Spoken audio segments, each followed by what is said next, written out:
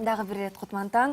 Урматтуу теле көрүүчүлөр, айрыкча көп балалуу үй бүлөлөр, ата-энелер азыр экрандын артында бизди көрүп атсаңыздар, сиздер үчүн алдыңкы мүнөттөрдө көптөгөн жакшы, пайдалуу кеңештер болот.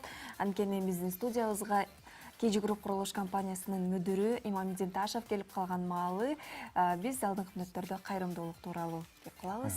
Бизден алыстамай жок. Ассаламу алейкум. Алейкум салам. Кош келиңиз.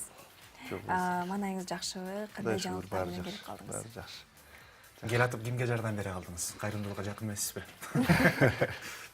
Эми бул жерге өтө эле жакын жерде жашагандыктан жетишпей калдым. Буюрса сиздерден чыгып аракет кылабыз. Азамат, акыркы кайрымдуулук жөнүндө кайсыл жака кимге жашылдандыруу акциясы болуп өтүптүр. Ооба, жана мына үстүбүздө көрсөтүп кеттиңиздер, биз сюжет аркылуу ошол кыргыз армиясына деп 18 март күнү ошол Кой Таш күзөт бөлүгүнүн 100 жылдык мааракеси болду. Ошол 100 жылдык мааракеге буюрса 100 арча тигүү иш-чарасы болду. Алда болсо мен ойлойм ушул биздин жоокерлерге бир аз да болсо күч тем дух берди деген үмүттөбүз. Эң сонун. Жаз келди, жашылдандыруу башталды демекчи. Аны менен катар сиздердин кайрымдуулук иштериңиздер мындан ары дагы күч алат болуш керек. Сиздер бул күнгө чейин көп балалуу үй бүлөлөргө жардам берип келгенсиздер. Алардын айрымдары дагы эфирге келип, мисалы, батир тартуулаган учурлар болуп келет. Быйылкы жылы ушул акция старт алабы? Ооба, чу дегенде эле мына ушул март айынын 10-12-леринде болсо керек эле числолорунда ушул ЛТРден биринчи жолу кетирдик. Эң көп балалуу, эң жаш үй бүлө деп бысмылда деп баштадык. Өтө көп бизге документ тапшыруулар өтө көп. Эми баягы мен өзүмдүн деңгээлимде айтсам, таң калтыруучу үй бүлөлөр дагы көп болуп атат арасында. Себебинде мен күтпөгөн, мен кээ бир деңгээлде акылга сыйбаган деңгээлде көп балалуу жаш үй бүлөлөр көйүп атат да. Мени ушул өтө баягы жакшы жактан таң калтырып, кубанычка бөлөп, кээ бир деңгээлде бизге да дух берип атат, күч тем берип атат. Ошол буюрса жумурай журтка ошол сиздердин ошол передачадан пайдаланып айтып кетмекмин. Эң көп балалуу жана эң жаш үй бүлө боло турган болсо, буюрса бизден ошол Бишкек шаарынан азыр мына курулуп жаткан. Мында башынан айтып коеюн, себебинде кээде биз мына Чоро Думанаев деген ата, биздин улуу актер атабызга өмүр бою ушу батирге жетпеген ата экен, бирок кыргыз эл артисти, эмгек сиңирген, ошондой бир даражадагы адам үйгө жетпей келди деп бизге ушул аксакалдар кеңешип отуруп бир батир тартуулаган болчук. Албетте ошону дагы баягы убагында айткан болчук, курулуп аткан үй буюрса 1,5 жылда бүтөт деп. Азыр күндө ал атабыз үйүнүн ишин жасап, буюрса мына бир 2 жума алдын келип кетти. Буюрса кирем деген максаттар мененчи. Ошого баягы бизде эң көп балалууга курулуп жаткан үйлөрдөн 2 бөлмөлүү батир буюрса белек кылалы, кээ бир деңгээлде кыргыздык милдеттен, парыздан кутулалы деген максат койдук. Эң сонун, балким азыр экрандын артында бир 10 баланын энеси, ата-энеси карап отурат, сизди көрүп атат. Жана сиздерге кантип байланышса болот, кантип кайрылса болот? Кандай критерийлерге көз чаптырасыздар? Сиз 10 баланын балким деп калдыңыз, балким 11 баланын, балким 12 баланын кеңирээк ала бериш керек. Критерий өтө эле жөнөкөй.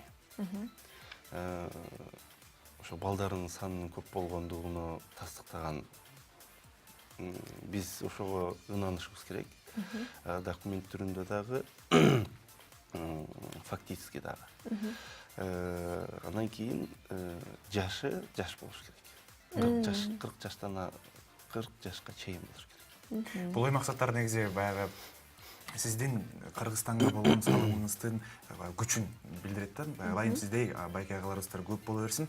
Анан мен суроо берейин дегеним, сиз кайрымдуулукка кантип келип калдыңыз негизи? Мен ушул жардам бергим келет деп эмнеден улам баштап калдыңыз? Балким бала кезде сиздин ушундай балким бир көйгөйлөр болгон, же бир нерсеге жетпей калган учурлар болгон. Бир себеп болуш керек да, байрыбычы. Ооба, албетте.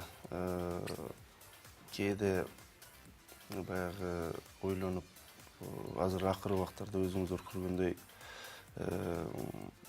дүйнөлүк коомчулукта тескери жакка, тескери нукка бурулгандай жашоодо жашап атабыз да.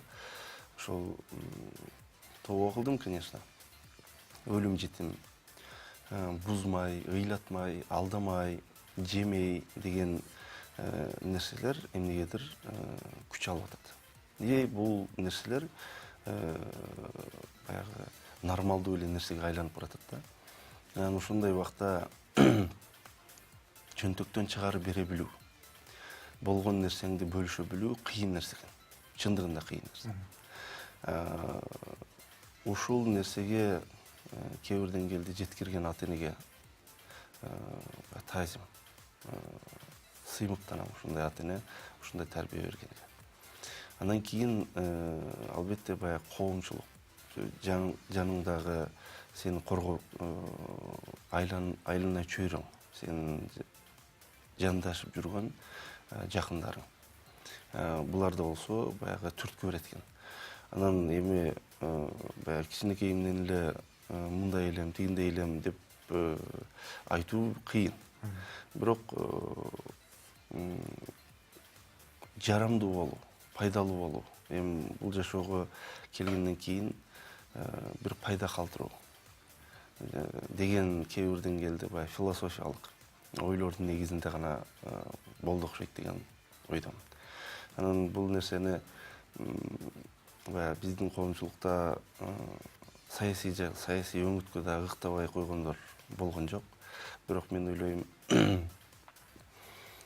биздин кылган иш-чаралар менен кылып келаткан срогубуз, убактыбыз бул нерсеге чекит кое билди окшойт. Себебинде баягы бул нерсе саясат эмес, саясат үчүн эмес экендигине. Бул нерсе жөн эле ушул жарамдуу, пайдалуу, керектүү болуудан башка максат жок экендигине тастык болду окшойт деген үмүттөбүз. Бул ааламдын мыйзамы жөнөкөй деп койду эмеспи? Эмнени өрсөң ошону аласың дегендей. Сиз мисалы кайрымдуулук жасап, аны менен катар сизге кайрадан түшкөн ушул каражатыңыз мисалы кайрымдуулук жасагандан баштап көбөйө баштадыбы? Анткени көпчүлүктөр айтат, канчалык берсең ошончолук көбөйөт деп. Албетте, буну баягы бир гана биздин диндин өкүлдөрү эмес, башка диндердин өкүлдөрү да тастыктаган учурлар бар. Дүйнөлүк деңгээлдеги бизнес менен шугурланган ишкерлердин дагы айткан сөздөрү, жашагандары көрүп атабыз. Ошо жараткан Кудай Таала биз үчүн бериш үчүн, биз да жараткан Кудай Таала үчүн бере билишибиз керек. Баягы эми айтып отурсам убакыт жетпейт, бирок кээ бир деңгээлде күтпөгөнчөлүк кирешелер болуп калат. Мисалы, балким мен биле албайм. Мен ушул кыргыздын санын көбөйтүү максатта, улуттук идеологияны алдыга сүрүү максатында кээ бир деңгээлде коомчулукка күч, дем, дух берүү максатында балким бир эле батирим кетиши мүмкүн. Бирок bundan келе турган көрүнбөгөн киреше балким 10 батирдин суммасына же болбосо көлөмүн түзүшү мүмкүн. ушундай дагы баягы мүмкүнчүлүктөр болуп калышы мүмкүн да. Биз ушул жакка ыкташыбыз керек. Анан 2011 жылдан бери ушу кайрымдуулук менен алек болуп келип, мен байлыгым кем калды дей албайм. Мен ылдый болуп калдым дей албайм. Ушул эбептен себеп болуп, казына буйруса кемиген жок. Ички дүйнөгөдөгү казынаңда эчтеке жок болсо, сырткы байлыгың эмне экен деген сөздөр бар, сөздөрдө. Ал эми азыркы тапта эмнелер менен аректенип жатасыздар? Балким алдыда койгон пландар бар. Мен дайым эле айтып келем, ошол камерага чыкканда ошол мен үй курам, менин үйүм жакшы, менин үйүм арзан, менин үйүм сапаттуу деш мен үчүн кээ бир деңгээлде баягы элди таң каларлык нерсе эмес да. Себебинде бул нерсени баардыгы эле кыла билет. Бул автоматтык түрдө. Анан эми биз ушу камеранын астыга көбүнчө ушундай бир жакшылык кылдык. Ушундай бир кайрымдуулукка ниет кылып атабыз деп келейин деп ниет кылган болчумун да. Ушул жылдын эсебинен буйруса мына биз жыл сайын ушул 7 тубанга, 7 облуска 7 кыргыздын желегин желбиретсек деген планыбыз бар болчу. Былтыркы жылы билесиздер Ош облусуна көтөрө билдик. Бул жылы Нарын областына деп ушул пландаштырып атабыз. Буйруса Нарын эли, тоолуу эл ошол жылдын акырына чейин ошол балким биздин эгемендүүлүккө ыктаппы же болбосо эгемендүүлүктүн урматынабы ошол желек көтөрүү аземин бүтүрөбүз деген ойдомун. Андан тышкары эми алдыда да күрөстөр дагы айтып кетебиз. Бул Ош жергесинде ошол Баткен облусу, Ош облусунан Жалал Абад облусуна 3 батир биздин мамлекетке кызмат өтөгөн өкүлдөргө, кызматкерлерге ошол алдыңкы айларда кеңирээк айтабыз. Эң сонун. Азыр экран аркылуу сизди көптөгөн адамдар көрүп, кандайдыр бир деңгээлде суктанып, ушул адамга кантип окшошсок болот, канткенде биз дагы ушундай болобуз деп өзүнө суроо бергендер бар болуш керек.